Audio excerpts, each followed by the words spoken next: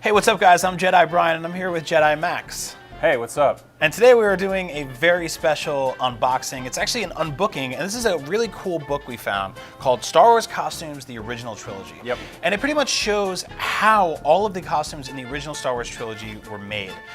All using tangible things, all using props, all using replica parts, and just really it gets into the sort of the design and the philosophy of how this awesome series of movies came together. And what's really interesting is it's about, I mean, like it says, original trilogy, so it follows the first Star Wars, which was made on a considerably smaller budget than the other two movies, and also how they repurposed everything going forward, because they did a lot of, I mean, they did some shoestringing here and there.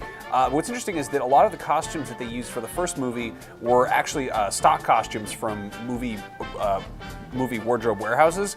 There's one of them, this ancient kind of British costumer that had been around since like Charles Dickens, when he was an actor in London, was renting costumes from this place. Like, that's how old it was. So they've got these really ancient costumes that Lucas and company are renting out to use for sand troopers or stormtroopers or whatever, you know?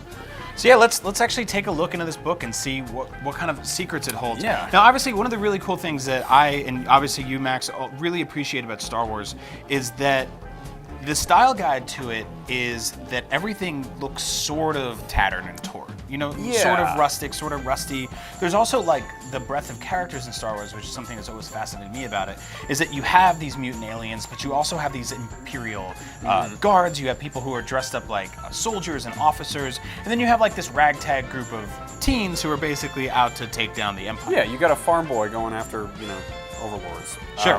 What's interesting is one of the rules that Lucas had with a lot of the Imperial uniforms going on was he didn't want any zippers or buttons showing, which, if you kind of stop and think about it, you look at Han Solo, you look at Imperials, they don't really have any of that. Obi-Wan, for instance, interesting. He's obviously modeled a little bit after a samurai. His robes were one of the most expensive things they had in the whole trilogy because they were using actual, like original Japanese silk, whereas the rest of the stuff was kind of just, you know, for stunt's sake. I guess they gave it to Sir Alec Guinness, and they had to kind of talk him into it a bit, you know, going in to be in the movie. And when they're shooting in Tunisia, he puts the robes on, he's like, all right, these are okay, and then he proceeds to get on the ground and roll around in the dirt to really give them that kind of broken-in feel. These things here, we see these basically weird little buttons and gizmos and dials and things that are on everything in Star Wars. They look like communicators or yeah, something, right? You don't really know what they do, but you kind of get the sense that they do something. Those were, as Lucas called them, Greeblies. That became kind of the term. Greeblies? Greeblies. Which sounds like a Star Trek thing. Like a gizmo or a what's it, you know? It's just this very kind of generic term, and it's, you don't really know what anything does, you know? There'll be like badges that look like, you know, they'll be like pens in people's pockets. And you're like, is that a flash drive? Is that like a doctor's instrument? What is that? Is it a laser? Yeah, and it was just always kind of making something look like it did something. It's that kind of you know, visual vocabulary, really. One thing I love is if you look closely at the pretty much any Imperial uniform, there's these things that they all have on their heads, on the these little buttons, and they're on the side of like AT-AT pilot stuff, and they're a lot of the officers have them. They're pieces of a turntable. Like, there was a turntable factory to make record players down the street from where they were shooting this, and some of the costumers just went over and they're like, all right, what do you have a lot of?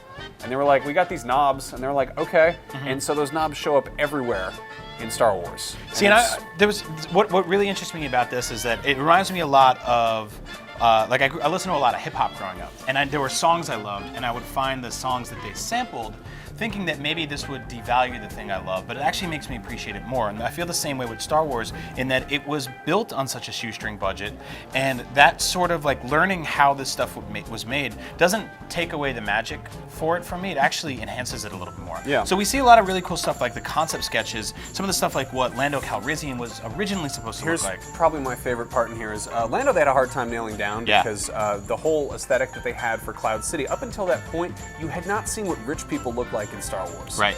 So they were like, what do they look like? And Lucas apparently was like, they're sort of Art Deco. They didn't really know what to go on with that, so they kind of played around a bunch.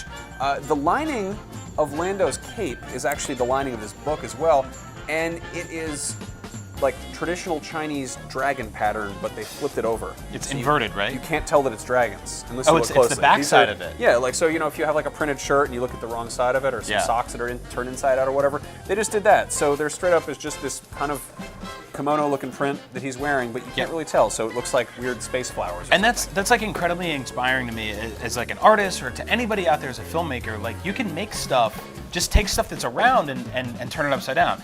We've got the Princess Leia garb. How's it going? One thing I think we should definitely talk about is Boba Fett. Okay, now, Boba Fett's we can talk costume. about Boba Fett. Now, obviously, every section of this book every character has a couple pages. There's droids that show how they were made and stuff like that. But Boba Fett gets a full-on spread where we get to see the way his helmet evolved, the drawings behind him, his gloves. There's a lot of parts on this character, you know, and there's a lot of little things that sort of stick out. And I think what I really like about Boba Fett is how asymmetrical he is, right? You've got the sort of communicator wire thing on the side of his head, the antenna. On the other side, you've got this cloak. You've got this backpack that sort of has like jets and stuff coming off of it. It's all very special, and it's also one thing that really stuck out to me is sort of the bullet holes you see, like a lot of weathering. I mean, the battle damage. This is a generation that grew up building models, like model kits, and you see it a lot with the props and the special effects of Star Wars. But a lot of that was kind of like the weathering techniques were carried over to the costumes as well.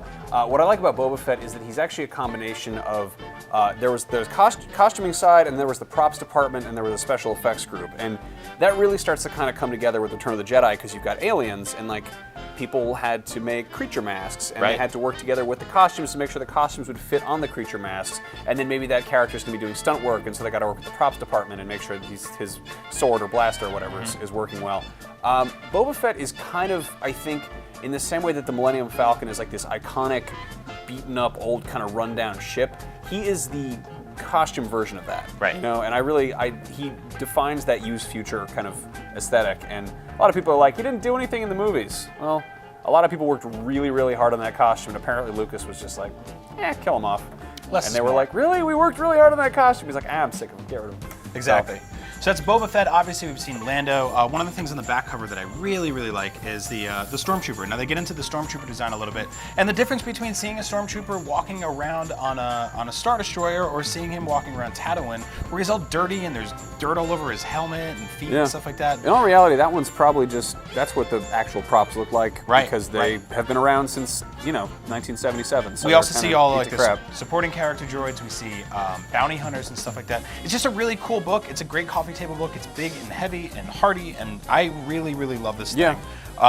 It's available right now. You can go find it. I think Chronicle Books makes it, but it's also you can find it anywhere books are sold. That's pretty right. much. We got ours from Amazon, so yeah, go dig it up if you like Star Wars and you're excited for the new one, like we are, and you're just digging through the past, like we are. And you have costumes in your own closet. These like we do. Are considerably lower budget. That's true. That's true. These are not as cool. We haven't rolled around. You could probably buy these at Walgreens around Halloween time. Then go check out this book. It's called Star Wars Costumes: The Original Trilogy. I'm Jedi Brian. This is Jedi Max, and for all things Star Wars, may the Force be with you. Star Wars. Star Wars. Star Wars. Star Wars. The Force be with you.